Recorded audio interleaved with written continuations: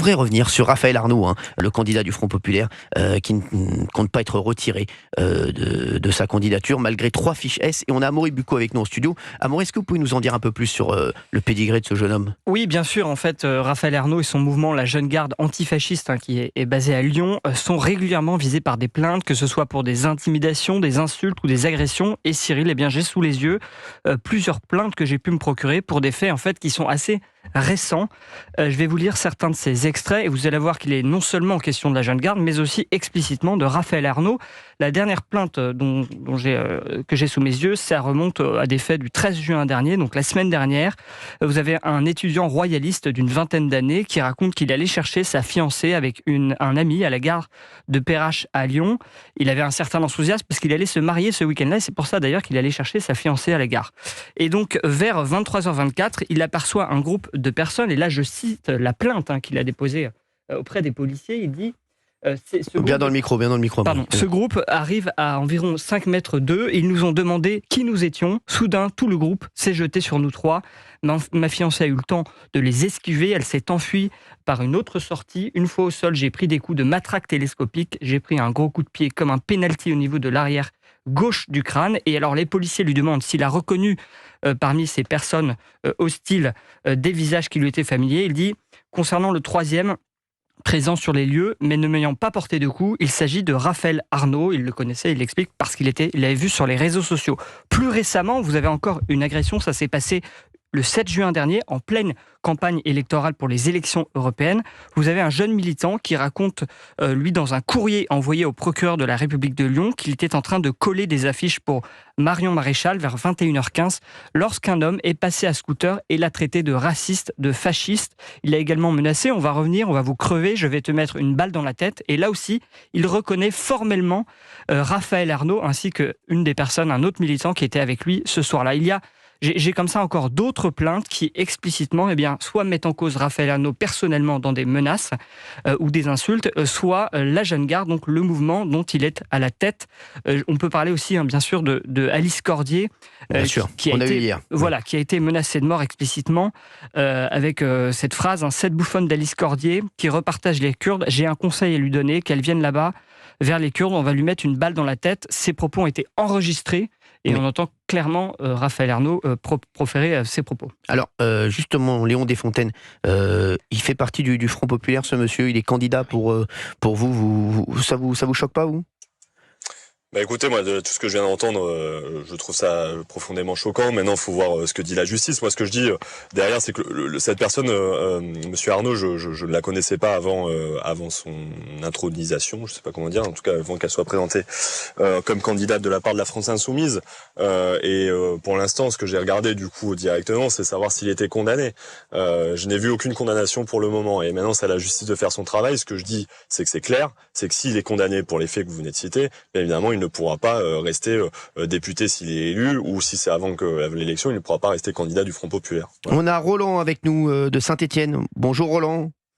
Bonjour Cyril, bonjour à tous. Merci d'être avec nous. Vous nous avez appelé au standard d'Europe 1 01 80 20 39 21. Vous pouvez nous appeler vous aussi. Roland voulait réagir à cette affaire de Raphaël Arnaud. Vous êtes à Saint-Étienne, c'est ça ?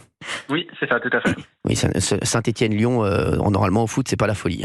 Oui, on l'a vu. Non, c'est pas faux. Bon, on est monté en Ligue 1, Cyril. Oui, je sais. Ça m'a fait bien plaisir pour les Stéphanois, en tout cas.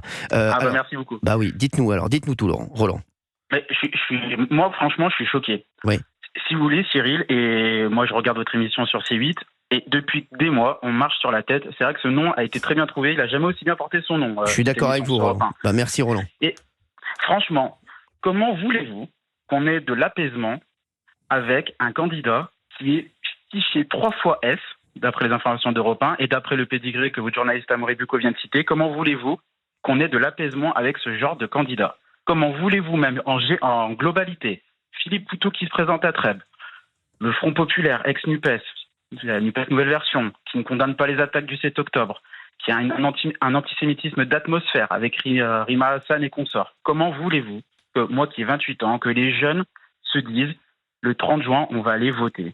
On est chez les fous, on marche sur la tête, on est chez les fous. Je suis d'accord. Et franchement, le Front Populaire, c'est pas possible. C'est la provocation permanente, c'est l'excès permanent. Ils mettent de l'huile sur le feu à chaque problème, ils mettent de l'huile sur le feu. Le tweet de Jean-Luc Mélenchon sur cette jeune fille qui a été violée parce que juive, Cyril. Mais je sais, on va parler tout à l'heure aussi, Roland, de Aymeric Caron, c'est des fous son tweet d'Aymeric Caron. Ces gens sont fous, Roland. On a l'impression. Oui, alors, Léon Desfontaines, je le dis, je trouve que voilà, c'est quelqu'un qui peut ne pas avoir les mêmes idées peut-être que vous, Roland, que d'autres ici, mais en tout cas, c'est quelqu'un qu'on écoute, avec qui on peut discuter, c'est quelqu'un qui est démocrate. C'est un démocrate. Je suis désolé. Mais ils sont gênés. Et c'est ce qu'on veut. Et c'est ce qu'on veut. Léon Desfontaines, voilà, je suis désolé, c'est quelqu'un qui fait que le Front Populaire, il le tire vers le haut. Mais le problème, il y en a tellement qui le tirent et qui les tirent vers le bas, il y en a plus qui les tirent vers le bas que certains qui les tirent vers le haut. Donc forcément, tous les jours, il y a une polémique, Roland. On est d'accord, c'est incroyable. Je vais vous dire, Cyril, Léon Desfontaines, moi je l'ai écouté dans votre émission Touche pas à mon poste, il se bat pour ses idées. C'est ça. Moi j'écoute un peu, il se bat pour ses idées. Mais quand vous avez des Mathilde Panot, des François Hollande maintenant. Bah oui.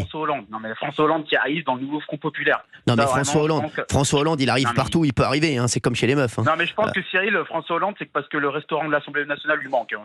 C'est bien possible aussi, puis ils ont dû lui offrir un scooter gratuit. Ouais, exactement, mais et j'ai un dernier message à faire passer, si vous me le permettez. Avec plaisir. C'est l'atmosphère médiatique de ces derniers temps, où tous les électeurs qui ont voté Rassemblement National sont d'extrême droite. Mais ils sont bien tranquillement, ils sont chez eux, ils sont tranquillement, ils sont derrière leur petit PC, dans leur salle de rédaction ou je ne sais. Ils ont un salaire confortable, je pense qu'ils mangent à leur faim. Et tous les Françaises et les Français, je pense qu'ils souffrent, qu'ils n'arrivent pas à boucler leur fin de mois, qui vous le disiez encore tout à l'heure, et vous le disiez souvent, et je partage, et je suis à 200% d'accord avec vous, qu'ils disent de moi, pardon du terme, se retrouvent dans la merde parce qu'ils disent comment je vais payer la cantine à mes enfants, ceci, cela. Eux, non, ça les dérange pas. Ils sont là, mais il faut pas voter ici, il faut pas faire ci, il faut pas faire ça. Mais je pense que le retour au réel, Cyril, va leur faire très mal. Je pense vraiment ça. Je vais vous dire, Roland, vous voyez ce que vous dites, c'est ce qu'on vit également nous tous les jours. Regardez, depuis le début, on a démarré cette émission lundi, et vous le savez, puisque vous suivez mes émissions, à part Léon Desfontaines, qui accepte le dialogue et qui est quelqu'un vraiment, je vous dis, que je respecte énormément, vraiment. Il est respectable exactement. Il est respectable dans le sens où vraiment il défend ses idées et il n'a pas ce que j'appelle moi des relents antisémites, de la provocation. Il est pas dans ça, Léon Desfontaines. Honnêtement, je partage pas forcément son programme au niveau économique, mais au moins il se bat pour ses idées et comme vous disiez, il tire le Front Populaire vers le haut.